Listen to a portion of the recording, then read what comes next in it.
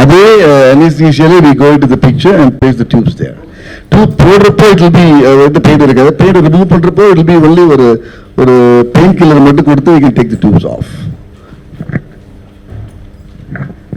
So இந்த ப்ரொசீஜருக்கான வழி வந்து இந்த ப்ரொசீஜருக்காக கேட்குறீங்களா இல்லை வந்து கேன்சர்னாலே வழி அதுக்காக கேட்குறீங்களா? அந்த ப்ரொசீஜர் பண்ணும்போது பேஷண்ட் வந்து கம்ப்ளீட் அனஸ்தீஷியாவில் இருப்பாங்க. அதனால கம்ப்ளீட் ஒரு ஆழ்ந்த உறக்க நிலையில் இருக்கிற மாதிரி அனஸ்தீஷியாவில் இருக்கும்போது அதனால வலிங்கிறது 0.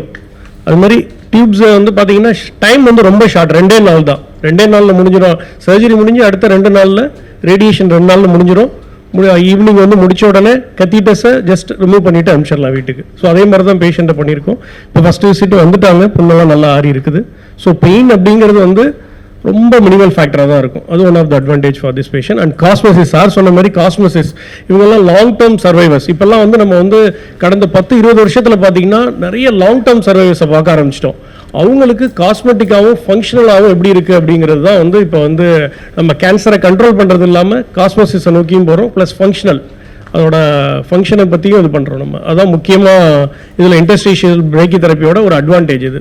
அந்த மற்ற ஆர்கனுக்குள்ள இது பார்த்தீங்கன்னா அந்த லங், சில பேருக்கு ரேடியேஷன் போய் லங்கில் போய் படும்போது லங் காம்ப்ளிகேஷன்ஸ் நிறையா இருக்கும். அதுவும் இந்த போஸ்ட் கோவிட்லாம் பார்த்தீங்கன்னா நிறைய அக்ரவேட் ஆகிறதுக்கு சான்சஸ், அது இதில் ரொம்ப கம்மியாக இருக்குது. சர்ஜரி டியூரேஷன் பார்த்தீங்கன்னா இதில் என்ன பண்ணுவோம்னா கட்டியை ரிமூவ் பண்ணதுக்கு அப்புறம் ஃப்ரோசன் செக்ஷன் என்ன ஃபெசிலிட்டி நம்மள்ட்ட இருக்குன்னா, முன்னாடிலாம் வந்து கட்டியை ரிமூவ் பண்ணிவிட்டு பேஷண்ட்டை டிஸ்சார்ஜ் பண்ணி 1 வாரம் கழிச்சு ரிப்போர்ட் வரும், அப்புறம் தான் டிசைட் பண்ணும் மார்ஜின் நெகட்டிவாக பாசிட்டிவ். இப்போ வந்து ஆன் டேபிள்லே ½ an hour to 40 minutes pathologist cut பண்ணி பார்த்துட்டு மார்ஜின்லாம் நெகட்டிவ்னு சொல்லிடுவாங்க. ஸோ எங்களுக்கு சர்ஜரின்னு பார்த்தீங்கன்னா 1 hour ப்ளஸ் அதுக்கு ஒரு வெயிட் பண்ணுறது 1.5 hours முடிஞ்சிடும். சாருக்கு ஒரு 15 to 20 minutes, 2 hours to 2.5 hours எல்லா ப்ரொசீஜர் கம்ப்ளீட்டாக முடிஞ்சிடும்.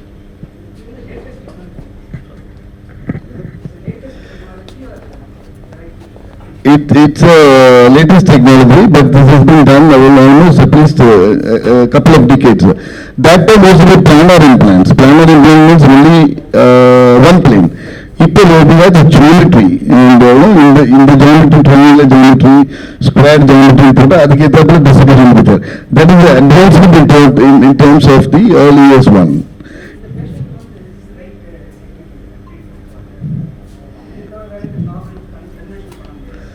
கன்வென்ஷனல் பண்ணால் ஒரு எக்ஸ்டர்னல் ரேடியேஷன் இல்லை, அதான் சொன்னீங்கன்னா T1 அந்த ஸ்டேஜ் 1 ஸ்டேஜ் 2 வந்து லாங் டேர்ம் சர்வீசஸ்.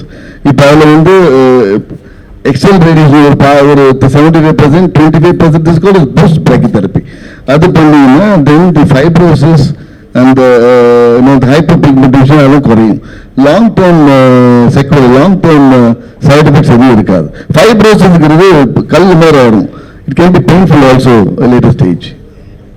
அதாவது இந்த கேள்வி நீங்கள் கேட்குறது வந்து கியூரை பற்றி கேட்குறது வேறு, மற்றது கேட்குறது. கியூரை பற்றி கேட்டிங்கன்னா இதெல்லாமே கூட ஆப்ஷன் இருக்குது, இது இல்லாமலும் பண்ணலாம், அது இல்லை பிரச்சனை. இங்கே கியூர் பண்ண முடியும் இந்த நோயாளிகள், இது போல் வர நோயாளிகள். ஆனால் கியூர் பண்ணுறதுனால நம்ம எதிர்காலத்தை பற்றி சிந்திக்கணும். நம்ம கொடுக்குற சிகிச்சைனாலே பிரச்சனைகள் வரக்கூடாது. அப்போ இந்த நுரையீரல், இப்போ இடது பக்கம் மார்புனா இதயம், இந்த மாதிரி உறுப்புகளுக்கெல்லாம் நாமளே பிரச்சனை கொடுத்தா அப்போ வந்து அவங்களுடைய குவாலிட்டி ஆஃப் லைஃப் பாதிக்கப்படும். ரெண்டாவது தோற்றம், ஒரு பெண்மணிக்கு அவருடைய தோற்றம் வந்து முக்கியம். அதனால் அந்த ரெண்டை நம்ம கவனிக்கணும். எப்போ நம்ம ஒருத்தரை கியூர் பண்ணுறோம், கியூர் இல்லைன்னா இதெல்லாம் யோசிக்க வேண்டியதில்லை.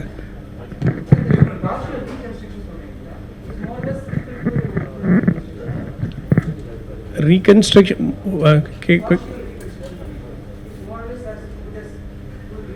இல்லை, பார்ஷியல் ரீகன்ஸ்ட்ரக்ஷன் கிடையாது, ஆன்கோபிளாஸ்டின்னு சொல்லுவோம். இதை வந்து இப்போ முன்னாடிலாம் வந்து பிளாஸ்டிக் சர்ஜன் தனியாக வந்து சர்ஜன் வந்து ஆன்கோ சர்ஜன், கேன்சர் சர்ஜன் அதை ரிமூவ் பண்ணுவாங்க, பிளாஸ்டிக் சர்ஜன் வந்து ரீகன்ஸ்ட்ரக்ட் பண்ணுவாங்க. இப்போ எப்படின்னா பிளாஸ்டிக்கும் ஆன்கோ ஒன்றா ஒரே சர்ஜன் ட்ரெயின்ட் ஆகி பண்ணுறோம் நாங்கள். அதுக்கு பேர் ஆன்கோபிளாஸ்டின்னு பேர் அதுக்கு, ஆன்கோபிளாஸ்டி. ஸோ கட்டியை ரிமூவ் பண்ணி முன்னாடி வெத்த இடமா விட்டுருவோம். அங்கே வந்து நீர் சேர்ந்து என்ன ஆகிடும்னா அப்படியே பக்கரிங் ஆகுறது. அப்படியே என்ன ஒன்றா ஸ்கார் ஃபார்ம் ஆச்சுன்னா என்ன உள்ளே இழுத்து போய் உள்ள பார்க்குறதுக்கு அக்லியான லுக்காக இருக்கும். அந்த வெத்த இடத்த வந்து பக்கத்தில் உள்ள மார்பு டிஷ்யூ, ஃபேட் டிஷ்யூ மூலமாக, அதுக்கு ரத்த ஓட்டம் மூலமாக ஆன் டேபிள்லே நம்ம அதை ரீகன்ஸ்ட்ரக்ஷன் பண்ணுறது தான் பிளாஸ்டிக் சர்ஜரி ஒர்க். இமீடியட்டாக பேஷண்ட்டுக்கு ரீகன்ஸ்ட்ரக்ஷன் ஷோ தட் லாங் டேர்மில். ஸோ நீங்கள் கேட்டதில் இந்த பெயினில் வந்து அது மாதிரி வந்து எக்ஸ்டர்னல் பீம் ரேடியேஷனில் சம்டைம் தெர் இஸ் 100% சொல்ல முடியாது, தெர் இஸ் அ சான்ஸ் கல் மாதிரி ஆயிடலாம். கல் மாதிரி ஆயிடுச்சுன்னா அதுவே கேன்சர் கட்டி மாதிரி பயம் இருந்துக்கிட்டே இருக்கும், வலி ஏற்படும். அதுக்கு ட்ரீட்மெண்ட்டுன்னு பார்த்தீங்கன்னா ஃபுல் மார்பகத்தை அதுக்கப்புறமா லேட்டராக எடுத்ததெல்லாம் இருக்குது. அதை வந்து இதுக்கு ஜீரோன்னு சொல்ல முடியாது, பட் அதோட சான்சஸை குறைக்கிறோம். ஸோ மோர் அண்ட் மோர் நம்ம எவால்வ் ஆகும்போது சயின்ஸில் வந்து பேஷண்ட்டுக்கு காம்ப்ளிகேஷன்ஸ், காஸ்மெசிஸ் எல்லாத்தையுமே குறைக்கிறதுக்கான எது வழிமுறையோ அதை வந்து தேர்ந்தெடுத்து பண்ணுறோம். காஸ்ட் வைஸ் ஆல்மோஸ்ட் ரொம்ப பெரிய டிஃப்ரென்ஸ் இருக்காது. ஸோ நமக்கு காஸ்மெசிஸ் அண்ட் சைடு எஃபெக்ட்ஸை குறைக்கும் போது நீங்கள் இதுக்கும் அதுக்கும் ரொம்ப டிஃப்ரென்ஸ் இருக்காது.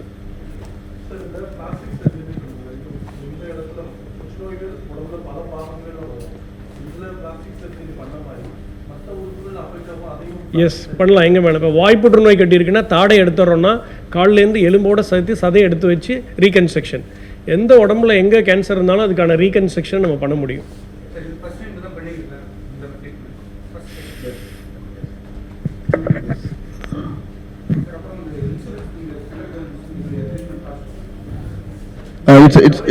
It's coverage.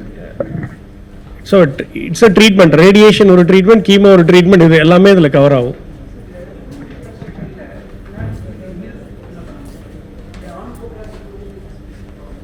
மில்க் அது பண்ண முடியாது. எது இல்லை பண்ண முடியாது.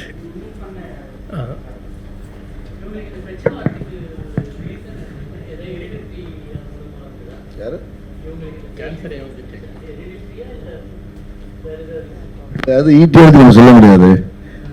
அவங்களுக்கு ஹெரிடிட்டி நோ, ஒரு some of the reason should be தேர்.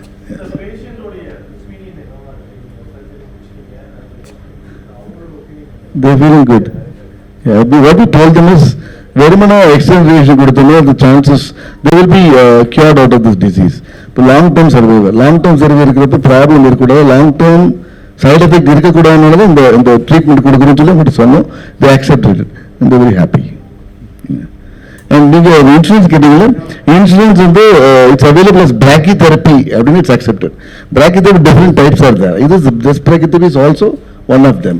அதுவுமே it's accepted in insurance companies.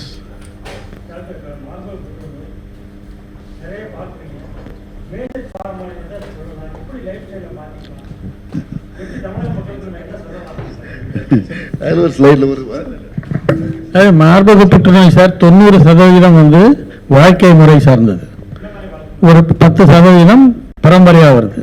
So அந்த வாழ்க்கை முறைன்னு பார்த்தீங்கன்னா ஆபத்து காரணிகள்னு சொல்லுவோம், அதாவது ரிஸ்க் ஃபேக்டர்ஸ். குறிப்பிட்ட இந்த காரணத்தினால நோய் வந்து சொல்றதை விட இந்த காரணங்களால் நோய் வரக்கூடிய அபாயம் அதிகம் அப்படின்னு சொல்லலாம். அப்படி பார்க்கும்போது கூடுதல் எடையாக இருப்பது, ஓவர் வெயிட், அது ஒரு முக்கியமான காரணம். ஒரு உடற்பயிற்சி இல்லாமல் ஒரு மந்தமாக இருப்பது, செடென்ட்ரி லைஃப் ஸ்டைல்னு சொல்வது, சில வகையான உணவுப் பொருட்கள், அதாவது கொழுப்பு சத்து ஜாஸ்தி உள்ள உணவுப் பொருட்கள், இந்த ஃப்ரைடு ஃபுட்ஸு, இதெல்லாம் வந்து இந்த இதுக்கு ஒரு ஆபத்து காரணியாக சொல்கிறாங்க. அது இல்லாமல் முன்னாடியே நமக்கு தெரிஞ்ச விஷயங்கள் வந்து இந்த ஈஸ்ட்ரோஜன் வந்து ஒரு ஹார்மோன், பெண்கள் அதிகமாக காணக்கூடிய ஹார்மோன். ப்ரொலாங்ட் ஈஸ்ட்ரோஜன் எக்ஸ்போஷர் அப்படின்னு நிறைய காலத்து ஈஸ்ட்ரோஜன் எக்ஸ்போஷர் யாருக்கு வரும்? சிறு வயதிலேயே வந்து வயதுக்கு வருவது, இல்லை அந்த மாதவிடாய் இப்போ ரொம்ப தள்ளி போவது, கர்ப்பமே தரிக்காமல் இருப்பது, தாய்ப்பால் கொடுக்காமல் இருப்பது, இப்படி சூழ்நிலைகள் எல்லாம் ஒன்று ஒரு இடைவெளி இல்லாமல் அந்த ஈஸ்ட்ரோஜன் எக்ஸ்போஷர் தொடர்ந்து இருந்துகிட்டே இருக்கும். அது ஒரு காரணம். சில வகையான இந்த ஹார்மோன் மாத்திரைகள்லாம் பெண்கள் எடுக்கிறாங்க பல காரணங்களுக்காக, மாதவிடாய் தடுப்பதற்காக, தள்ளி வைப்பதற்காக, இதெல்லாம் தொடர்ந்து எடுப்பது, இதெல்லாம் வந்து ஆபத்து காரணிகள் தான். ஆவரேஜ் வயசு பார்த்தீங்கன்னா முன்னாலெல்லாம் வந்து சொல்லி 20 வருஷம் முன்னாடி வரைக்கும் 50 வயசுக்கு மேலே இருந்துச்சு. இப்போ ஆவரேஜ் வயசு பார்த்தீங்கன்னா 40லேருந்து 50 தான். ஆரம்ப அறிகுறிகள் பெரும்பாலும் காணப்படுவது வந்து வலி இல்லாத ஒரு கட்டி. ஆனால் அவங்க பெண்ணே இதை ஃபீல் பண்ணுறாங்க அப்படின்னு சொன்னாக்கா அது ஓரளவுக்கு வளர்ந்துட்டுதுன்னு அர்த்தம். இல்லாட்டி என்ன பண்ணோன்னா இந்த மாமோகிராம் அப்படின்னு ஒரு சிறப்பு எக்ஸ்ரே இருக்குது. இப்போ 40 வயசு மேற்பட்ட பெண்மணிகளுக்கு அதை ஆண்டு தூரம் எடுக்கலாம். அப்படி இருந்தால் இந்த விதமான அறிகுறியும் இல்லாமலே கூட ரொம்ப ஆரம்ப கட்டத்தில் கண்டுபிடிக்கக்கூடிய வசதி இருக்கு.